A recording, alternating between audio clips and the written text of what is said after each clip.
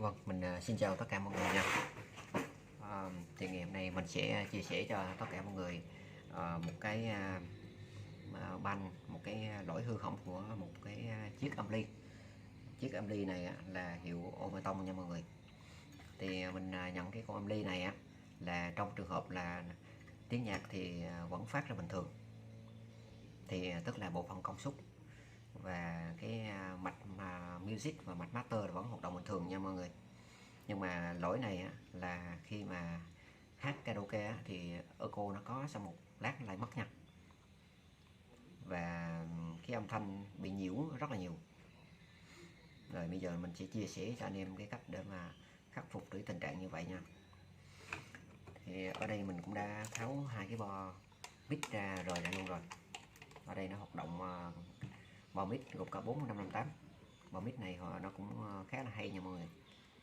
Cái đời Omaton mà đời này thì nó làm bo mạch cũng rất là kỹ, và cái con âm ly này là mạch ở dưới, phía dưới nó còn sáng bóng rất là nhiều luôn nè. Thì cái lỗi này thì mình xác định nó như thế này. Thứ nhất là khi mà mình bật công tắc máy lên, và mình cắm cái rắc này nè, là cái rắc để kết nối bo mic và bo echo vào. Thì lúc này thì mạch R, mạch micro bắt đầu hoạt động. Thì lúc này nó sẽ xảy ra cái hiện tượng là nó có những âm thanh rít theo theo từng khoảng tầm 3 giây là nó sẽ rít một lần đó. Thì cái nguyên nhân hư hỏng của cái này mình xác định đó là do các cái biến trở nó bị lỗi nha mọi người. Thì cái biến trở mà nó dẫn đến cái tình trạng như trên đó là thường là nó là mất echo hoặc là mất tiếng mic. Thì thường là cái mic cái con biến trở là 10 kg hoặc là 50 kg đầu tiên. Nó nằm ở vị trí đầu tiên gần cái công tắc chọn, nó nằm gần công tắc chọn nhất. Đây, nó nằm gần cái công tắc chọn nhất. Thì mọi người lưu ý cái nút đầu tiên này. Thì cái volume đầu tiên này thì chúng ta có thể là thay thế bằng cái volume khác. Đây mình đã chuẩn bị một mớ cái volume tương tự với nó. Ví dụ nó 10 kg thì chúng ta thay 10 kg, 50 kg thì chúng ta thay 50 kg, thay đúng với lại cái giá trị của nhà sản xuất thì được nha mọi người. Rồi thứ hai nữa là mình ở trên hai cái bo này, một bo thì nó có tiếng mic bình thường, và một bo là tiếng mất tiếng mic. Thì mình cũng đã tiến hành thay cái con volume này vào rồi để nó có tiếng mic nha. Còn cái trường hợp mà bị mất echo, hát một chút là cũng bị mất echo, thì ở đây nó lại lỗi tiếp ở dưới đây là một cái volume đầu tiên và hai cái volume của relay và delay đó. Mọi người chú ý là hai cái nút mà delay và relay là nó sẽ cái nút relay là số lần lặp lại, còn delay là tốc độ nhanh hay chậm. Hai cái nút này là khi mà điều chỉnh karaoke là hay không là hai nút này nó cũng sẽ quyết định hết gần 50% nha mọi người. Mọi người đợi một tí, mình sẽ lấy đồng hồ, mình sẽ hướng dẫn cho mọi người cái cách để mà đo cái khung biến trở này nha.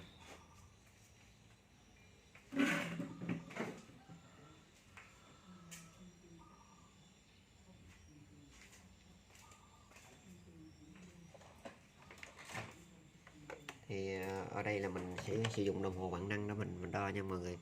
Đây mình sẽ chuẩn bị một cái đồng hồ bạn năng để mình đo. Thì mọi người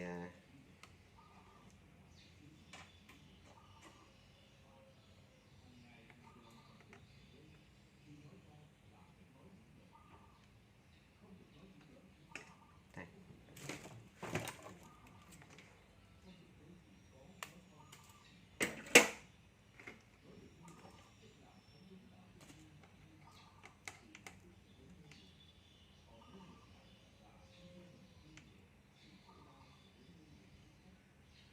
Rồi khi mọi người chọn ở cái vị trí thanh đo của cái vị trí thanh đo của điện trở nha là nhân x1 nha, nhân x1, và sau đó là chúng ta sẽ tháo cái con biến trở ra và chúng ta sẽ đo hai bên hai chân của nó thế này. Đó. Thì thông thường á là chân bìa là chân mắt, chân bìa là thường thường mình quy định là chân mắt, bìa bên nào cũng được hết á, bên nào còn chính giữa là tín hiệu vào, và chân bìa của nó lại là tín hiệu ra nha mọi người. Thì mọi người sẽ đo nó bằng cách như thế này, sẽ đo cái chân vào và chân ra của nó thử, và sau đó chúng ta sẽ tăng lên, tăng cái volume lên, bằng cái volume lên này, tăng lên. Đó.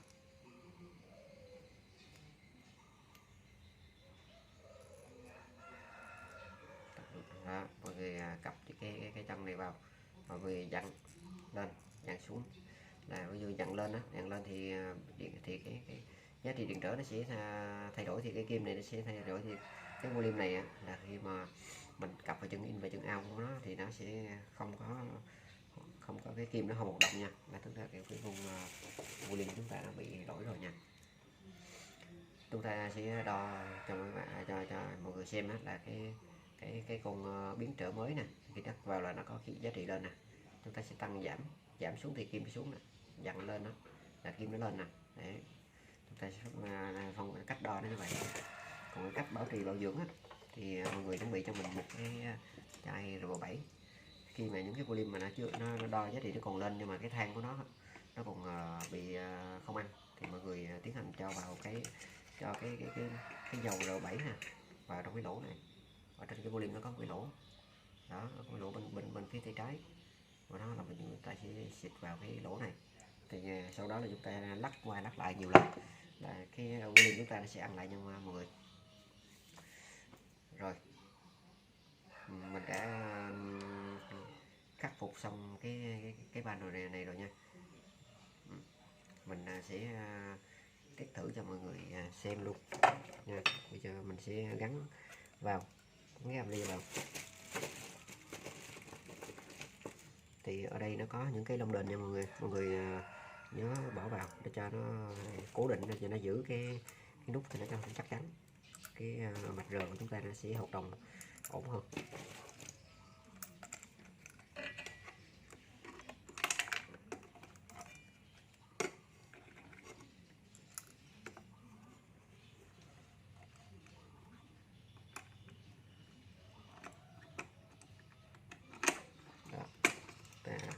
Gắn vào, đẩy tất cả cái nút với cái volume vào cho nó đúng một cái vị trí của nó.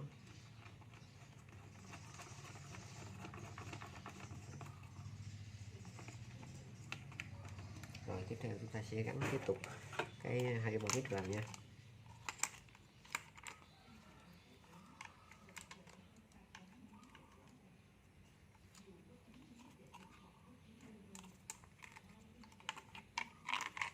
Hai cái bò mít vào.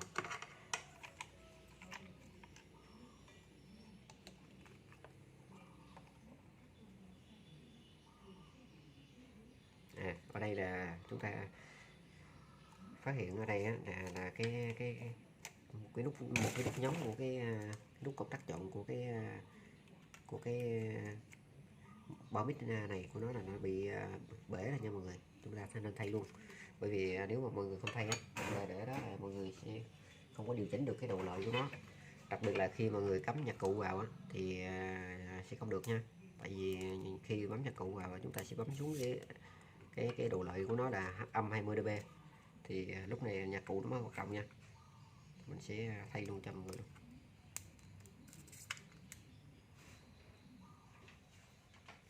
Đây thì chúng ta có thể dùng mở hàng ra trực tiếp vào, chúng ta tháo nó ra. Đây là cái công tắc chọn đó nha mọi người. Khi tháo ra chúng ta nên giữ lại cái phần này, cái nút đen của nó này, để cho nó đồng bộ, cho nó đẹp. Khi nếu mọi người quăng mất cái nút này thì nó sẽ trống cái đó là bụi đi vô nha. Mình sẽ tìm cái công tắc chọn mình thay cho khách. Chúng ta sẽ có một cái công tắc chọn nữa.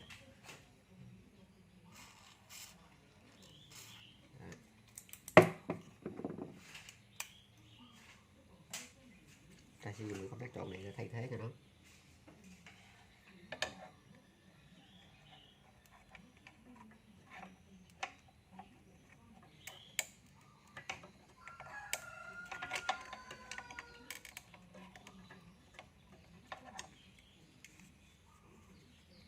người làm không quen á, thì mọi người phải sử dụng cái cây hút chì nha, mọi người mới hút nó ra được nha.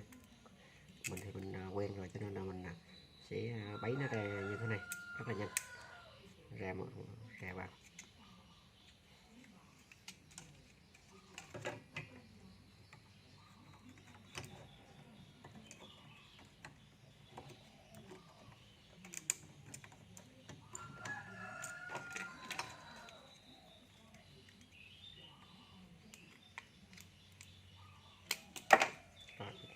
Rồi chúng ta đã tháo ra cái này ra thành công rồi nha. Bây giờ chúng ta sẽ vuốt lại cho nó thẳng.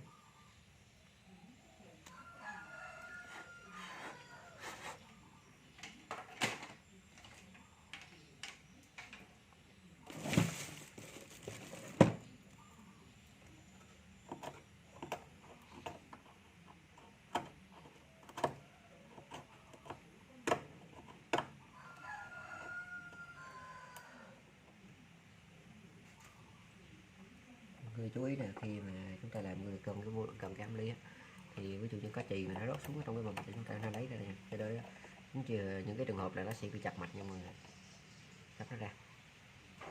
Rồi chúng ta sẽ uống cái chân này lại cho nó thẳng nha, cho mọi người cày cho nó dễ nha. Đó.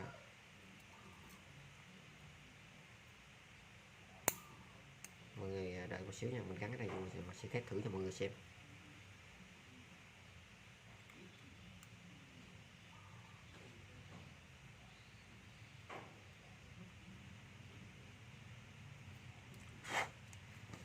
Cái này thì nó không có khó, mọi người chỉ cần khéo tay một chút là được nha. Vì khi mà hát karaoke đó mọi người, mà những trường hợp mà nó bị mất ở cô là làm sao mình cảm thấy rất là khó chịu, cho nên là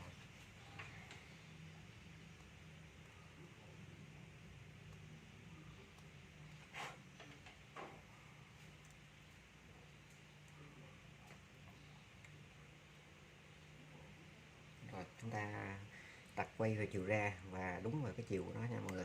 Và sau đó chúng ta sử dụng mỏ hàng để chúng ta rà cho nó vào. Mọi người hàng cái công tắc này là nhớ là hạt cho nhanh tay, chứ không là nó sẽ nóng thì nó sẽ bị teo cái nhựa ở bên trong nha mọi người, nó sẽ mất tác dụng của nó.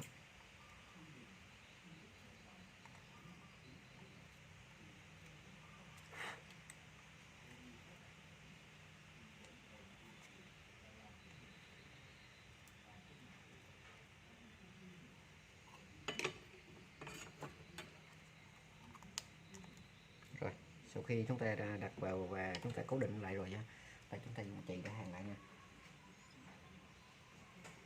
Mình phải hàng ra lại cho chắc, chứ không tại cái chì ở trên chân của nó lúc nãy là không có đủ, mình phải hàng vào. Và mọi người hàng về kiểm tra thử là xem thứ nó ăn chưa, chứ không là một số mấy đêm là hàng cô là tưởng nó là ăn rồi nha, thực ra nó không ăn nha. Rồi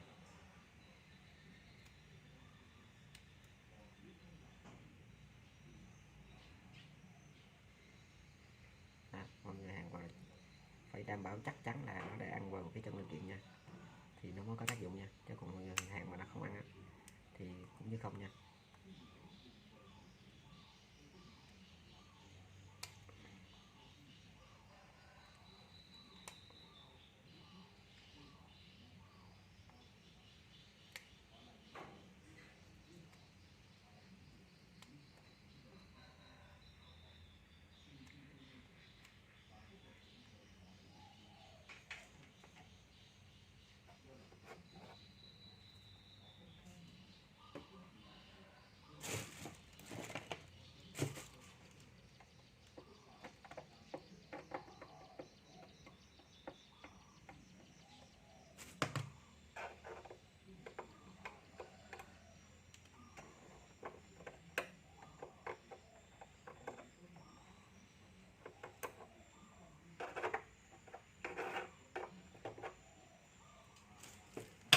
Rồi sau khi chúng ta hàng nó vào như thế này rồi, đó, chúng ta hàng nó vào rồi thì chúng ta sẽ lấy cái nắp đen đen của nó lúc nãy chúng ta đẩy vào nha.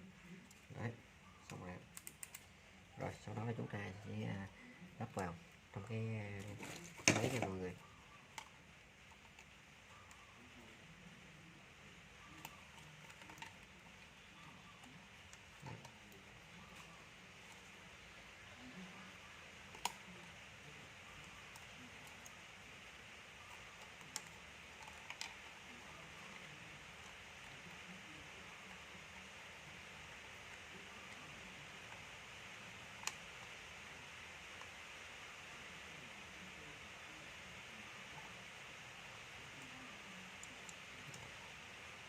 nằm dưới cái socket này á, socket này nằm dưới. Rồi.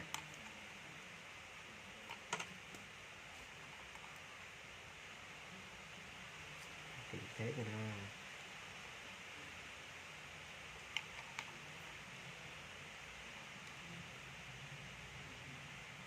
ở đây mình hướng dẫn cho mọi người là cái cách tháo lắp luôn, đơn giản gọn gàng cho mọi người dễ làm nha. Chứ nếu mà mình mình cắt bớt công đoạn đó, thì mọi người sẽ không có hiểu được nha.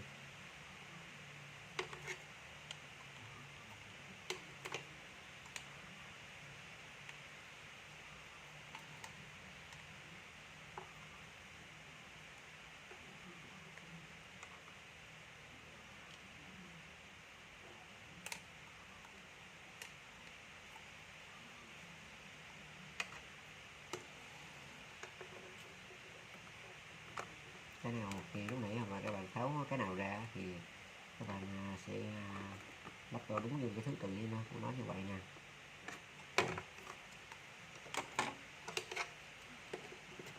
Tại vì đúng theo trật tự của nó thì mọi người sẽ dễ làm việc hơn.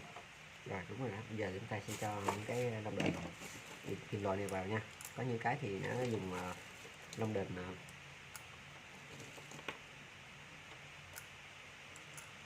bằng nhựa, còn cái này nó dùng loại này là nó dùng lông đền bằng sắt. Mục đích những cái lông đền này là để nó giữ cho cái bo mạch của mình nó được cứng thôi, nó được cố định, ổn định thôi, nó không có chức năng gì cho mọi người, nó không có chức năng nào khác anh nha mọi người. Đấy. Mỗi một cái chi tiết mà trên máy á, nó đều có một cái chức năng riêng của nó hết. Mọi người khi lắp vào là nhớ lắp cho đầy đủ nha, tại vì nó thiếu một cái linh kiện nào á, thì nó sẽ không có hoạt động được như muốn đâu nha. Đó, chúng ta bằng cát chúng ta sẽ dằn đủ ốc. Bây giờ chúng ta sẽ dằn cho chúng ta sẽ lắp cho nó đầy đủ linh kiện vào. Rồi qua dưới xong rồi, bây giờ chúng ta sẽ lắp tiếp tục cái ba tên nha. Đợi một chút để rồi mình lắp xong rồi mình sẽ test thử cho mọi người xem. Bạn này á, thì chúng là hư hỏng các chiếc áp và bị bong một số mối hàn nằm trên một cái bo rờ nha mọi người. Bộ em này thì đơn giản, nhưng mà nếu mà không có kinh nghiệm á, thì là mọi người sẽ kiểm tra nhiều cái phần khác, nó sẽ mất nhiều thời gian, cho nên là mình chia sẻ cái này để cho mọi người nào mà có duyên mà xem được clip đó, thì mọi người sẽ hiểu hơn, có thể là ví dụ như ở cái nơi vùng sâu vùng xa hoặc không đi đến thợ được á, thì mọi người có thể nghiên cứu và có thể thực hiện cho được nha.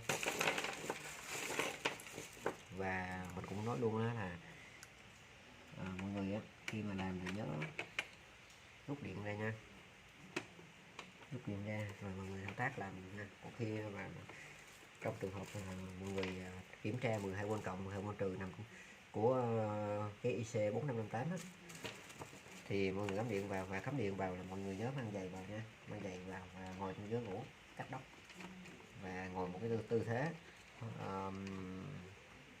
không có được chạm vào cái vị trí 220. Vị trí 220 là nằm ở chỗ công tắc á, và cái đường dây cấp vô trong biến thế, thì đó là những cái vị trí đó là người ta điện nguy hiểm. Còn những cái phần trên 3R đó trong trạng thái bình thường biến áp không bị đò thì nó chỉ có cái áp 12V thôi, nó không giật được nha mọi người. Nhưng mà tốt nhất là mình phải làm cho nó an toàn và mình phải nắm được một số cái yếu tố kỹ thuật, thì lúc đó thì mọi người sẽ làm rất thành công. Rồi, bây giờ mình đã ráp xong rồi, để không làm mất nhiều thời gian của mọi người, mình sẽ test thử cho mọi người xem xem cái ban này là mình đã khắc phục được chưa nha.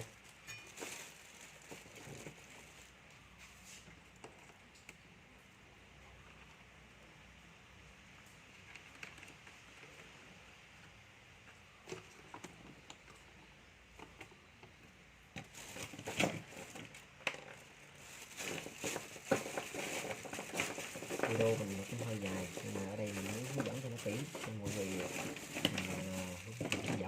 hướng dẫn cho kỹ để cách làm cụ thể như thế nào.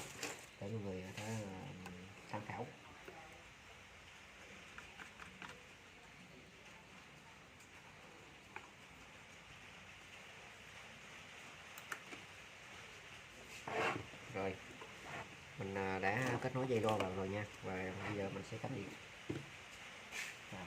Mình sẽ tiếp tục mình sẽ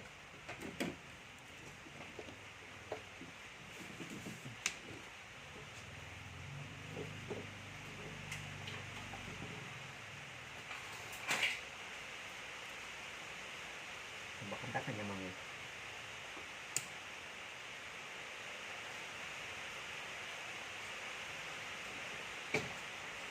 Cắm chưa có gọi điện rồi.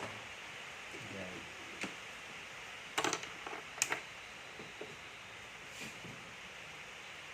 rồi, chúng ta bật công tắc lên.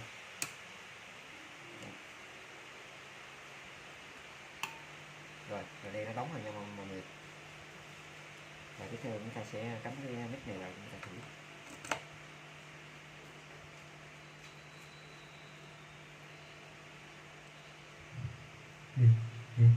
Một, hai, ba, bốn, một, hai, ba, bốn, năm, sáu. Alo, alo.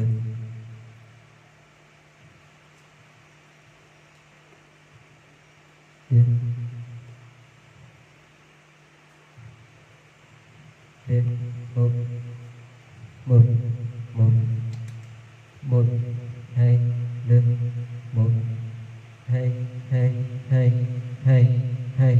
Alo, một, một, hai, hai, ba. Alo, alo,